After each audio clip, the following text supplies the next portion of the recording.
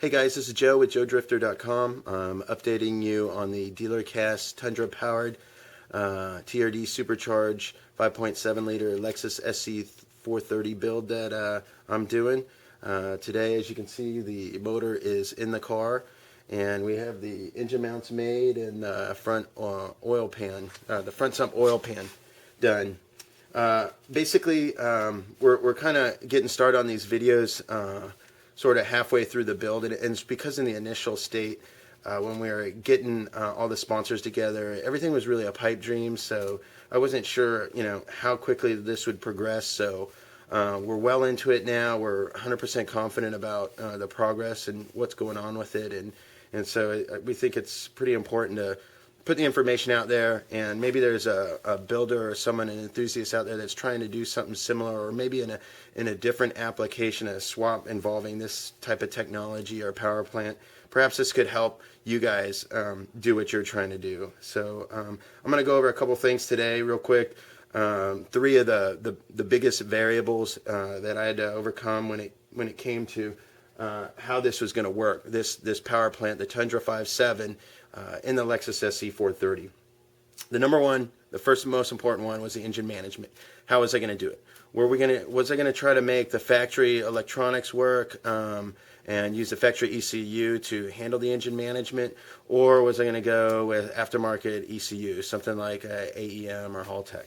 So, but it's a key, very important question to answer. A lot of money involved either way, and a lot of time associated with setting up each one. So I'll get to that in just a minute. The second biggest variable came across right off the bat was the factory 2UZ, I believe it is, the 4.3 out of the Lexus, a rear sump.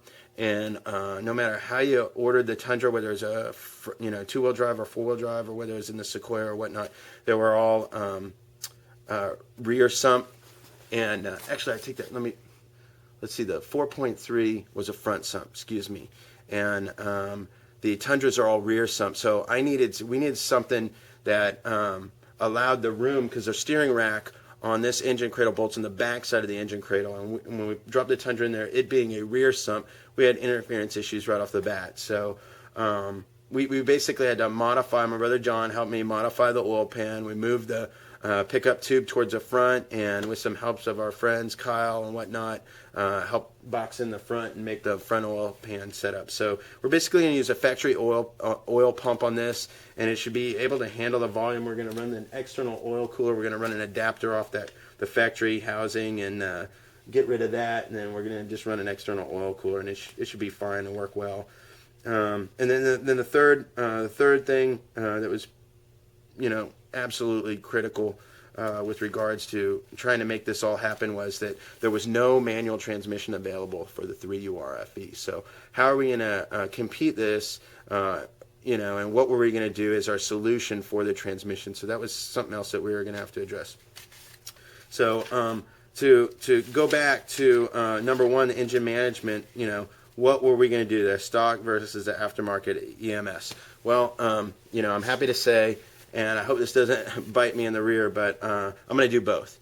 And the reason I'm going to do both is because there's a lot of information that could be gathered from setting up both the factory a wiring harness, ECU, electronic throttle, electronic gas pedal, and the key and everything. I'm going to try to get everything working as if this motor was thinking it was still in the Tundra truck.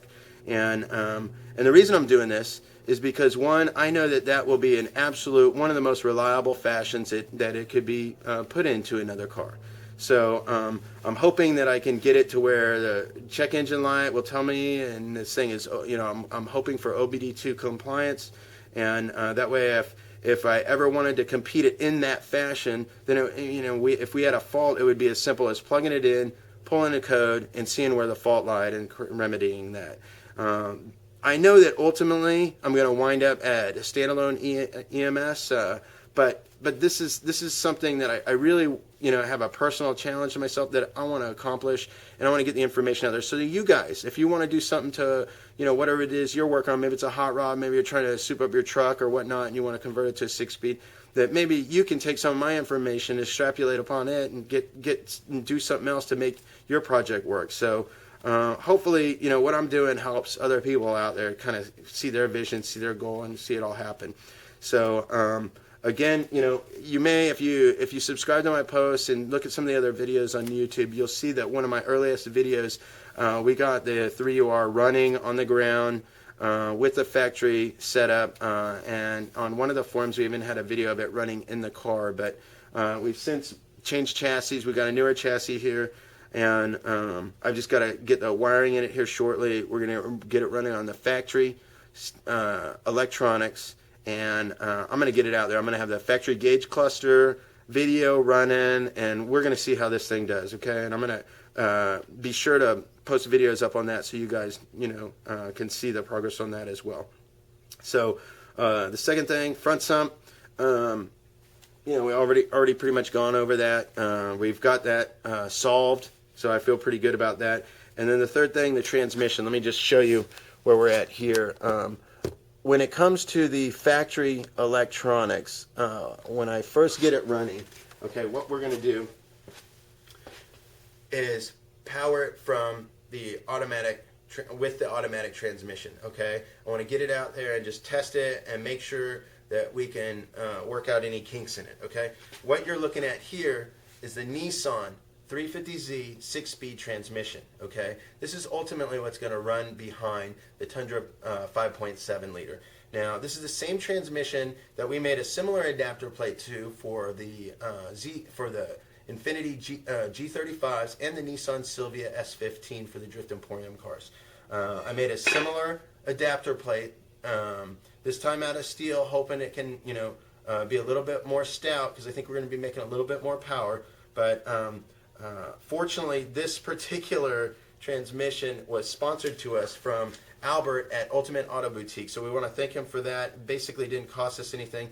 Ideally, hey, in a perfect world, if we could have got our hands on a V160 out of a Super Twin Turbo or something like that, then that would have been awesome, But that's not the case. And going back to our core goal on this vehicle, building an awesome car on a very little budget, we got to take what we can get. This is what we're using. It's proven itself on the racetrack. It's proven itself in Formula D. We've never had one fail us, and they're easy to come by. So certainly a robust setup. It's dynoed at 550 just over 500 horsepower on the G35. So we feel pretty good about it. Along with that, I have here is a 350Z front snout from the composite drive shaft that they use. My friend Chris Kearns hooked us up with that, so we're going to be mating that to the front section of the Lexus SC430 drive shaft that runs to the coupler and then goes to the rear section of the drive shaft. So I'm basically just going to have a drive shaft shop, mate these two together, and then we're going to have a bolt-in configuration that's going to drop right into the Lexus and definitely serve the needs that we're looking for. So other than that, that's what I got right now. I'm going to be doing another video here shortly. I'm going to pull the motor back out, let you look at how everything's set up on there right now, and I'll get that posted up shortly. Okay, thank you very much, and please subscribe to my YouTube thread. Thank you.